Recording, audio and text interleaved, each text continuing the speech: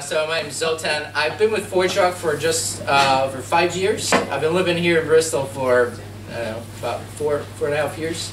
And I'm on a team at ForgeRock that runs our website that we call backstage.forgerock.com, and that is your kind of technical portal for ForgeRock. That's where you download our stuff and read our knowledge base that we've written a whole lot of code to make all that work.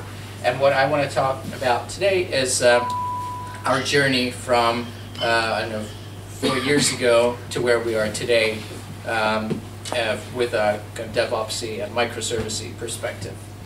So without further ado,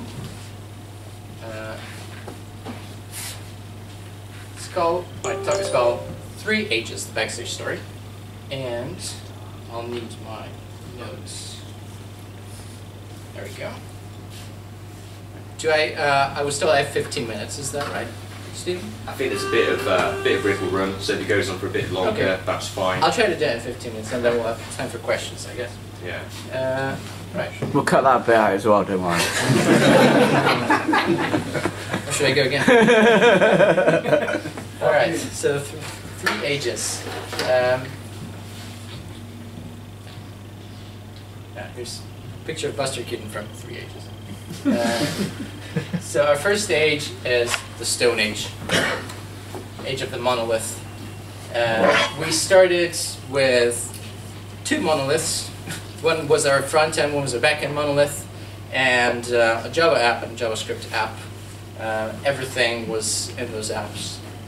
But we realized that that wasn't ideal, and we were trying to find a good method of delivering modules and a good way of working on them, as well as deploying them to production. And there just wasn't anything in the horizon at that time, like 4 years ago, that we'd heard of, and that we liked. We were considering things like OSGI, but we didn't quite like that, and so we kind of waited for the right time to come back to that problem. At the time, we had these big bang releases, you know, where you change one thing, you're afraid of breaking the whole thing. But that was the way we did it. And we used RPMs to redeploy our stuff. That was really our second age. We had a minus first age, which was even pre RPMs. So we just copied stuff onto our servers and hoped that we wouldn't break stuff, and we didn't really have a way to roll back. And there was no monitoring and no automation of any kind. Then in the first stage, we had some Puppet-based automation, which was a big step forward, but still wasn't great because it was quite, it was reliable, but we didn't really trust it. So this is what it looked like. It was in Amazon, just two servers. They both ran the same stack of things. We had a database, our backend in Tomcat, and our front end in Apache. And you know, the way to scale it would have been to just bring up another one of these. If something went wrong, we would have changed our load balancer to just cut traffic to this entire thing. So not modular at all. And if you want to redeploy it, you have to log into this box, do a yum update, then go to that box, do a yum update. And so, or for each VM that you have there. So that was in the Stone Age. But we wanted more. We wanted the smaller modules that I mentioned to make it easier to understand, to fix the problems that we had. If we were to bring in a new team member, they wouldn't have known, what to do with those thousands of lines of code. We wanted to split it up a little bit. We wanted to make it less risky to deploy and easier to scale, and we wanted nice DevOps things like continuous integration and deployment. We had some continuous integration, but definitely nothing in the way of deployment. And we had we had this very hands-on way of dealing with the servers that was what we considered not ideal. So, and we wanted more automated tests as well, and all these other buzzwords. So there came chapter 2. That was towards the end of 2016, where we bought a book called Building Microservices, which I recommend for everyone, by Sam Newman. It is about the problems that microservices are trying to solve and are trying to, that will present. It doesn't really answer any of those questions. So it's a good book in the way that it makes you think about those problems. And now I've read it a year and a half ago, and I think it's about time to read it again to see if we've managed to deal with any of those problems. So microservices seemed, it was quite, I guess it's still quite a new thing, but at the time it was really new, and it seemed to be the silver bullet that would solve all our modularity and deployment problems. But of course, we had to choose deployment or orchestration infrastructure. Docker was quite obvious choice to use for containerization, because that was just the most popular and most known at the time. But there's still these competing orchestration tools, and we just couldn't decide easily which one to use. And so we tried out Docker Swarm, which you might have heard of. It's built into Docker Engine. If you have Docker, you have Docker Swarm. You just run 2 commands, and it's up. And you have a working orchestration system. You can start hooking machines together, and then you shuffle your working instances of your apps across those nodes, and do everything out of the box. You just run like command with a few arguments, but at the same time, it's hiding a lot under the hood. And at the time, we thought, yeah, that's probably fair enough. We don't have a year to learn this. We just want something that works quickly and easily. So we went for Docker Swarm. We rebuilt our production servers. We put our monoliths into Docker containers, and then started working on smaller apps. So we started chopping them up and putting them into smaller modules as we had time to process all the functionality. To this day, we still have those monoliths running, but with we stripped out some of the existing functionality from them. So this is what it looked like, or looks like at the moment in a production environment. In Docker Swarm, we have a bunch of worker nodes and master nodes. Those are Docker Swarm concepts. Basically, master nodes figure out where to put your containers, and you just run one command to update a thing, and the master node kind of delegates all the update commands and all those nodes where it needs to. And we have a machine called Tiddles. Don't ask why it's called Tiddles, but it's our Docker machine kind of controller box where we just say, okay, I want another worker, and it creates it for us. So this was a huge step forward, but it had certain problems that we couldn't really solve, and we only realized that after we decided to use it, because it just seemed that those problems would never present themselves, or they would be easy to solve, such as persistence. So persistence still is a really tricky thing, and I went to I went to Bristol, where there were several talks about Docker and even about persistence and various other events, but I never heard anyone talk about how to do persistence well in Docker, because it's all stateless, of course. Who needs persistence? But for some things that are quite critical, that are most critical, you need persistence. So how do you make sure that an instant, this green guy running here, when that dies and jumps into another VM there, how do you make sure that this disk here gets reattached to that VM and you can still access your data? How do you make sure that it's the same instance that uses that data and not, they don't randomly change identities, which would screw up some databases. So that problem is not solved by Docker Swarm at all. We use this thing called RexRay, which kind of solves it, but not really, because it can only handle one instance of a thing. And so there's no good answer to that question with Docker. So that is one of the reasons that we started to look for an alternative. Another reason was that Docker Swarm just tends to die Very it's a little bit awkward because it doesn't die completely. A very critical thing dies in it, the network. So the scheduling, everything is perfect, but it messes up a tiny thing, and the network just becomes non-functional or dysfunctional. And that means that nothing works at all. So Docker becomes your single point of failure, which is the whole thing that you're trying to avoid with the microservice architecture. And worse, even worse, Docker Swarm, the orchestration tool, is built into Docker Engine, so you're dependent on that being completely up to date and having all the latest features that you need to make the orchestration work, at the same time doing all the container stuff, which is not ideal. If something breaks in there, then you're screwed.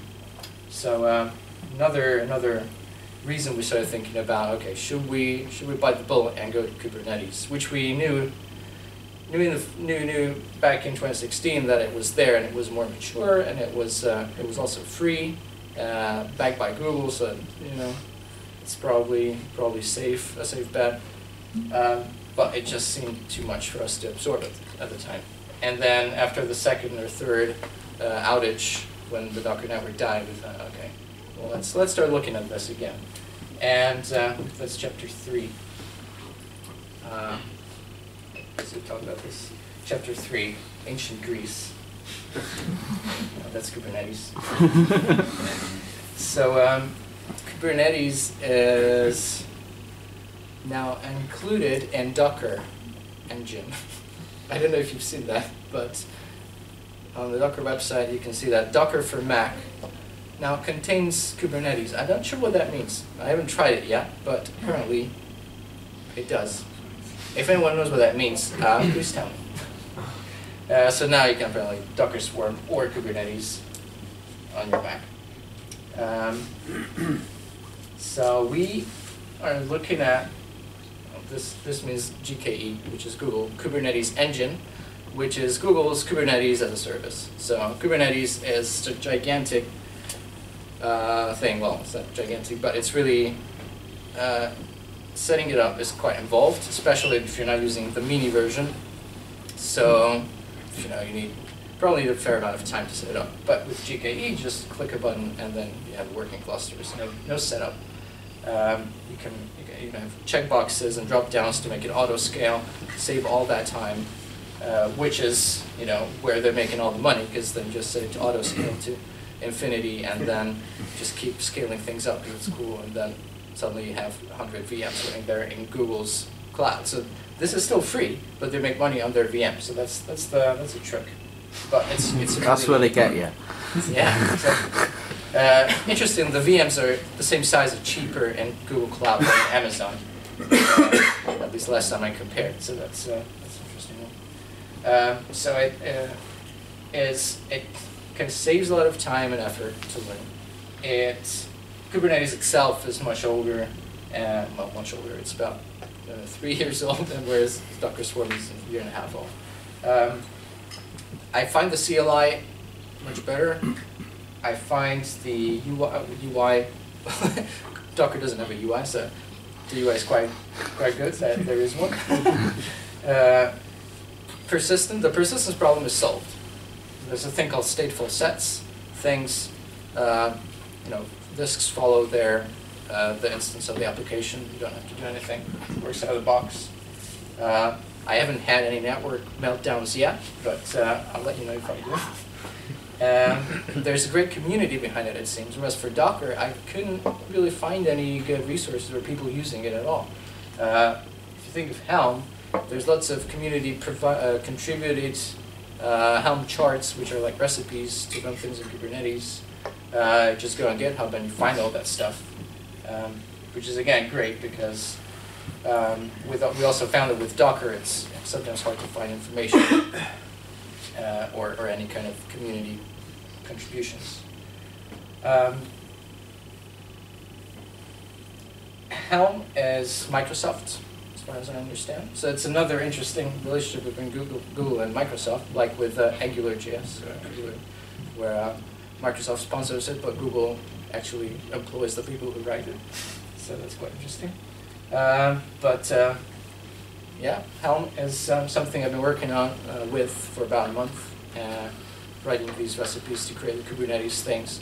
Because everything, of course, needs 4 or 5 different YAML files to set up, and we have like, I don't know, 40 different services, and it's not even such a large number. But if you want to do those manually with Kubernetes, then it would take a while. With Helm, it's all abstracted away. So the complexity becomes similar to Docker Swarm, which is quite great. We are also improving some of our deployment techniques compared to Docker Swarm. We're trying to make it more secure. Security is not really handled at all in Docker Swarm. Correct me if I'm wrong, Crispin. But how do you share your secrets between your apps? There's no such, there's no concept of something being secret. There's not a lot of security at all. There was one security concept that was the reason why it all broke at one point. So clearly they haven't figured out security yet. Whereas in Kubernetes there are things that help with that. And so the current state of things is that we're building this new Kubernetes cluster with these tools, and we're getting ready to go live with that. So it's about, I don't know, about a month away, hopefully. Our dev environment is already there. We're just working on some issues, and so far it's been a great experience. Despite the steep learning curve, it's quite rewarding at the end. So I'm not here to convince you that Google Cloud Platform is the best, because I don't know yet, so I wouldn't be using it for too long. But Kubernetes is definitely a better developer experience and DevOps experience than the Docker Swarm so far. So you get all these pretty dashboards. I want to explain what those are. This is what kind of a Helm chart looks like. So it's a bit scary because it's lots of Go template stuff. That's it.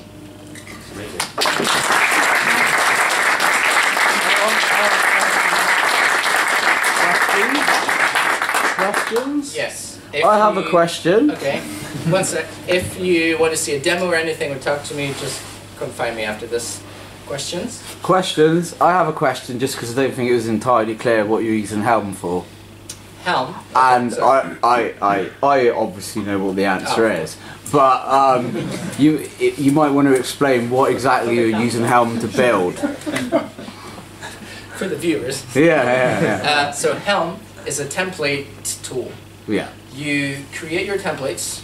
So the outcome will be a bunch of YAML files, which you can feed into Kubernetes. That's how you create your things in Kubernetes. You do it a YAML file. And what are those things called? Which things? The Kubernetes things that you're generating. Resources. Yeah. They're called resources. Yeah. There's dozens of types of resources. Yeah. No, and they're all very similar. So you want a templated way of generating them by just changing values somewhere. So for Helm, you give a list of values and you give your templates. And for different environments, for example, you just change the values, use the same templates to generate the output. So it stops you having to rewrite lots of YAML files, it just Exactly. templates the YAML files for you. Yes. And does it manage the secrets in there as well?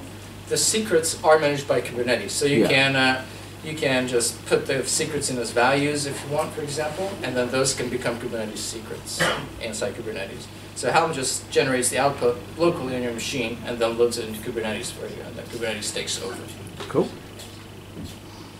You mentioned the GKE UI a couple of times, Yes. and I wondered if you actually click that with your mouse or whether you automate against it, and if you automate against it, how you do that bit.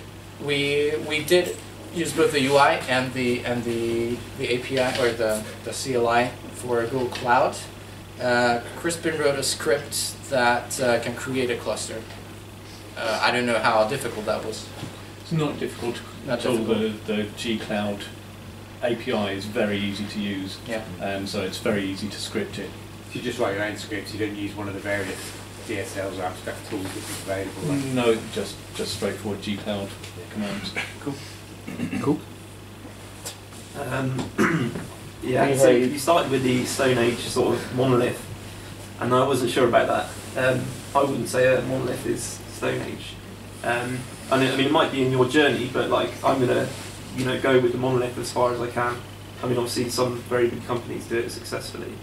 But I just wondered, with microservices, are you sort of saying you genuinely split it apart and it's separated by network, and like they have separate APIs? Because I've seen that become a sort of hot mess, especially if you're trying to deploy one independently and then you've got API versioning to manage. So I wouldn't say microservices are he talks about silver bullet, but I don't know, it would have to be something extraordinary for, like, personally for me to adopt a microservice. And it seems like a lot of the things you were talking about you could have with just a monolith like CI/CD. They're not like they're not mutually exclusive. Yeah, I don't want to judge monoliths. We had problems with it, and we thought microservices would be the solution from an architectural point of view, and perhaps also from a DevOps point of view. The API horror is kind of there, and we're fortunate because our API is not public. We are our only consumers of the API, so if we need to change it, then we can get away without strict versioning. But we did come up with a versioning scheme if we ever need to do that. So we have, like I said, we still have our monoliths out there, but we also have about 20, 30 smaller applications as well. So those are what we call our microservices. There's quite a lot of overhead. So we need like seven VMs to run the amount of functionality that we could just run on 2 VMs. That's higher cost. But I think the benefits outweigh that overhead, ultimately. Yep. Yeah, you started off on Amazon Web Services, yes. And then you switched to Google because they run Kubernetes better. Will you be switching back when Amazon come up with their... They already have. They already have. You're going the curve, mate. They already have. or Azure, I don't know. EKS. It's not in production. We are switching to Google because we like it more. We've worked with Amazon a lot, and there's no good separation of different projects. For example, we quite like that in Google Cloud, that we can have our own project with our own resources, don't have to worry about deleting someone else's stuff. The pricing is a bit better as well because they give you the better options up front, something like that. Yeah, and also the API tends to be nicer in Google. They tended to take what Amazon had done and thought, how can we make this better? And so we were able to just look at Google and thought, yeah, that looks cleaner and easier to use, which is perfect for what we want it for. If there's another thing that comes along, then yeah, we want to try and remain vendor agnostic. Yeah. So that anything that we do should be deployable anywhere, and that's our main thing. Yeah, gentleman at the back. Shout loudly. You had issues with using Docker stateful in 2016, and you found Rextray. Did you look at Flocker at the time? Yes. It didn't work, did it? We tried Flocker, but there was a lot of overhead at the time. I think it has moved on. Oh, yes, definitely moved on. Oh, yes. Yeah. But at the time it was a nightmare to configure. Right. And that wasn't that long ago, though. It's less than a year ago. Yeah. Whereabouts? Yeah, it He feels used like to work for them. He used to work for them. One more question Okay. from Anthony. How has the shape of your team and their roles and responsibilities changed to make all this happen? Because it's great to have all the new tools, but something else about the way you organise yourself must have given quite a bit as well. So we started out with 2 people. Chris isn't here, and myself. I was doing the front end. He was doing the back end. Then Crispin joined us, who was became our DevOps engineer. That was still in the Stone Age, the Monolith era. And we recently hired 3 more people, so now there's 6 of us. Obviously, we need more people to run all those microservices. What are their roles? They more? One mostly back end, one mostly front end, and one full stack. Okay. So now I'm becoming more and more DevOps, at least at the moment, and everyone's expected to be very DevOpsy. Okay. and there's always, you know, opportunities to change hats and do something else. So we're not very strict about that stuff. Did you find it difficult to get people to, in addition to all the stuff they've got to do to keep the lights on, to then invest time in stopping the problems? No. No, we did these Kubernetes hack days. We call them hack, but they're not really hack. The Kubernetes days when everyone would just do something with Kubernetes for a day, and then at the end of the day we'd show each other what we've done. So that was quite a good way to learn. Thank you. All right. Amazing. Thanks, Well, everyone. thank you again, Zoltan. Yeah.